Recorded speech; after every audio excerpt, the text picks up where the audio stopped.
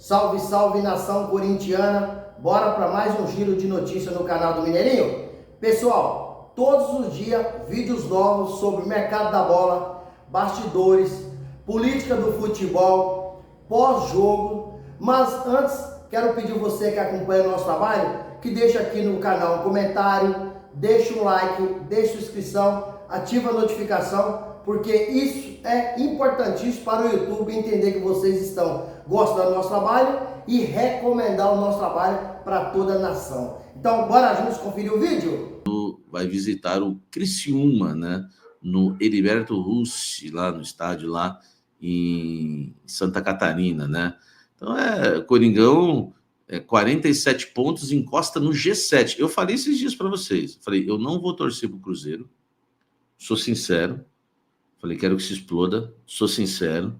Não torço para time brasileiro. No seu Corinthians e o Santo André.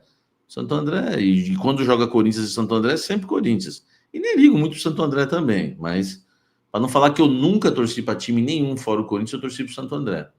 Final da Copa São Paulo contra o Palmeiras, Santo André ganhou porque eu sou de lá, né? E o final no Maracanã da Copa do Brasil, Santo André atropelou Sandro Gaúcho, né? E o Elvis lá contra o Flamengo.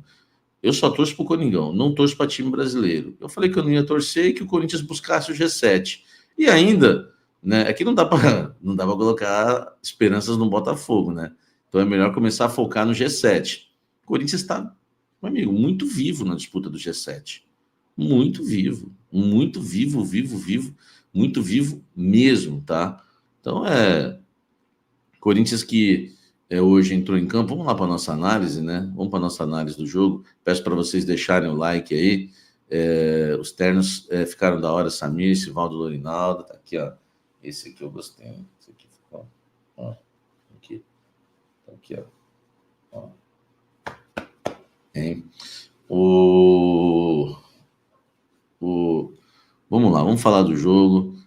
Fala do Lancheirinha. Mas o Lancheirinha tá bem já faz uns 4 jogos. O Lancheirinha tá bem. Eu não sei porque essa novidade, né, do Lancheirinha, entendeu? Fala do Lancheirinha. O Lancheirinha tá ótimo já faz tempo, né? E a gente tem falado sobre isso. Só não foi perfeito porque o Bahia empatou no finalzinho, verdade, né? A gente ia terminar na frente do Bahia ainda. Vamos para a Liberta. Augusto Melo não cai do impeachment, diz a Carol Silva. Grande Ramalhão, calou o Maraca. Pede like, Samir. Vambora, gente. Likezão aí, velho. Hein? Likezão, tá? O Hugo irá no Que Frango hoje. Vocês são ridículos, né, velho? Não tinha pensado no nosso patrocinador dessa forma, hein, velho? O Hugo indo no Que Frango. Pede like de Mocó, tamo junto. Vambora, né, velho? Lancheirinha fez o Veguete perder a linha. Quem diria, né? O Lancheirinha fazendo o Veguete perder a linha, né? Fala da presença do Hugo hoje. Achei que ele foi bem displicente, né, Hugo? Achei que ele foi bem displicente, tá? Vamos lá, pra gente falar muito do Corinthians, tá? Corinthians entra em campo, escalação. Deixa o like aqui, vou começar a minha análise. Escalação com Hugo Souza, Mateuzinho, André Ramalho, Gustavo Henrique e Matheus Bidu. Meio campo losango. O esquema não mudou. Mudaram as peças. Ranieri de primeiro volante. Carrilho na direita, né? Aqui, primeiro volante Ranieri. Carrilho na direita, né? Como um meio campista da direita, que é volante pela direita. Losango, né? Na esquerda, o Bidon, Breno Bidon, nosso Lancheirinha. O Garro, Messinho da Fiel, aqui, ó, atrás dos atacantes. Lá na frente, Thales, Magnon, tá? E Romero. Enfim, desfalques, né? No segundo tempo, entra o Alex Santana no lugar do Ranieri. Eu acho que ele até demorou para fazer essa substituição. Entra o Igor Coronado no lugar do Carrilho. E no finalzinho, né, entrando o Charles no lugar do Garro. Enfim, eu gostaria ainda de ver o Coronado jogando naquela função que a gente não vê nunca, né?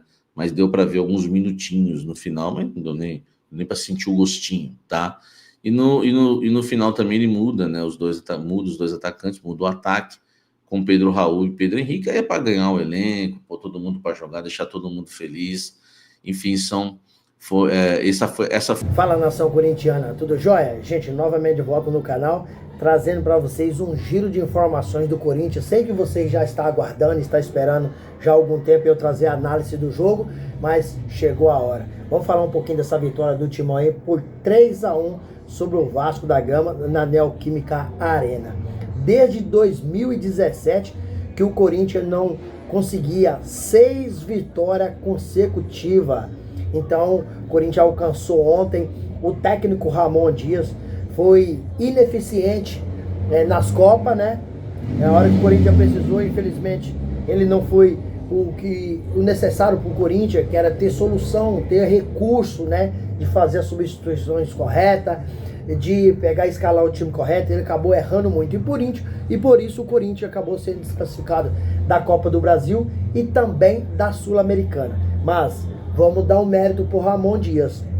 Ele está se fortalecendo a cada dia, junto com a sua comissão técnica, com seu filho aí, Emiliano Dias, porque essa recuperação do Timão tem muito a ver com o trabalho dele. Passou a escalar o time melhor, passou a ter mais tranquilidade nas mudanças, nas substituições, né? E isso não passa só pela mão dele, passa também pelos jogadores que chegaram, pelos jogadores que o Corinthians está escalando. Por exemplo, Memphis Depay e o Roberto faz parte de uma recuperação espetacular do Corinthians, juntamente com o meio-campista Rodrigo Garro. E ontem não jogou nem o Memphis Depay e nem jogou o Roberto. Memphis Depay estava com o 3º cartão amarelo, por causa que contra o Cruzeiro ele saiu de campo, depois retornou sem o árbitro permitir. O árbitro então aplicou o 3º cartão amarelo nele. Aplicou o cartão amarelo e foi para o 3º cartão. E o Roberto sofreu uma lesão muscular de grau 1B. Então ele vai ficar fora uma semana, mas no próximo jogo contra o Criciúma ele já está de volta. E ontem me preocupou muito quando esses dois jogadores não estavam em campo. Falei, será que Thales Magno e o Romero vai dar conta do recado? Cara, deu, tá? Deu conta do recado, porque os dois jogadores chamaram, prendeu a defesa do Vasco, porque eles jogaram em linha alta, em linha avançada, então não deixou a defesa do Vasco apoiar o time. E com esses dois jogadores no ataque muito bem, sobrou espaço aí pro craque, um dos craques do campeonato, Rodrigo Garro, que bateu um escanteio espetacular para Gustavo Henrique marcar um gol de cabeça, e depois ele acabou marcando 2 golaços.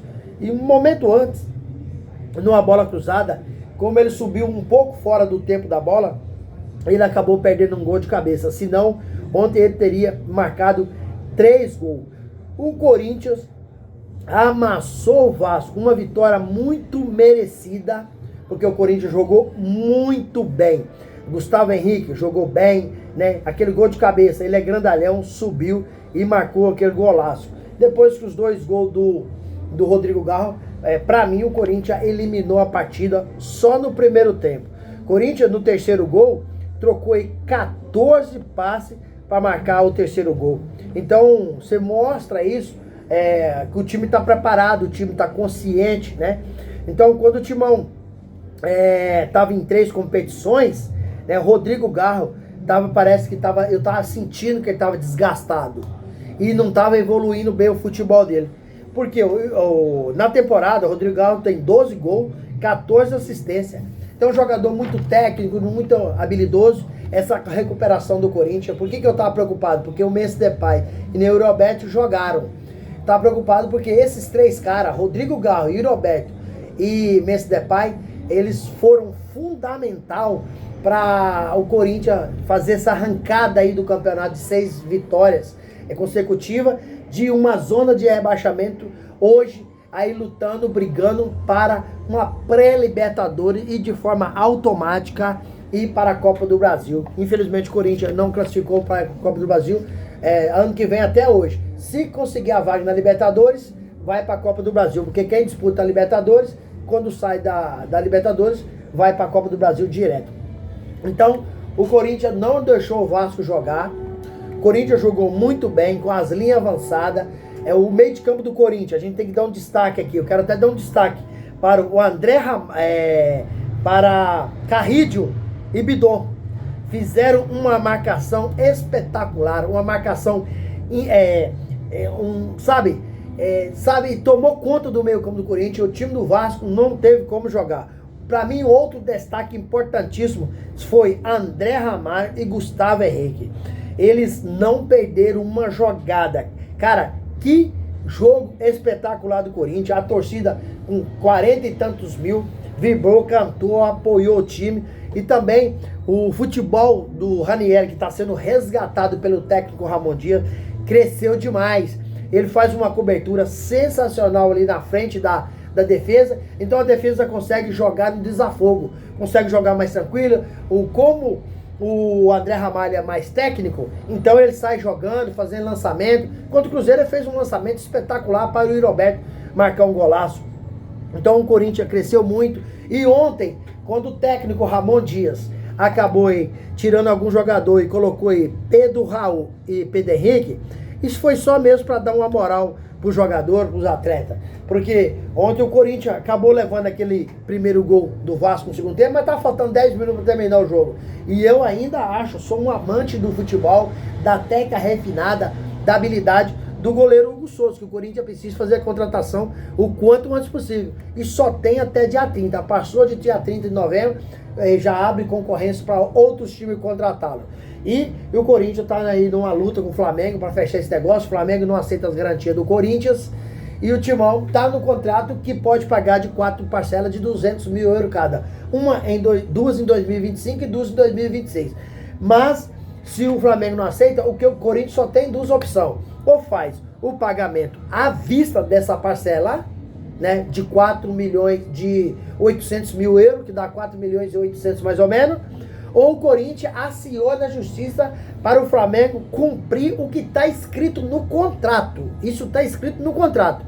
Então, de uma forma ou de outra, o Corinthians não pode perder essa oportunidade. Não pode acontecer do Corinthians perder esse goleiro. É um excelente goleiro, apesar da falha, mas continua comigo com muita moral, porque é um excelente jogador. Corinthians amassou o Flamengo, amassou o Vasco.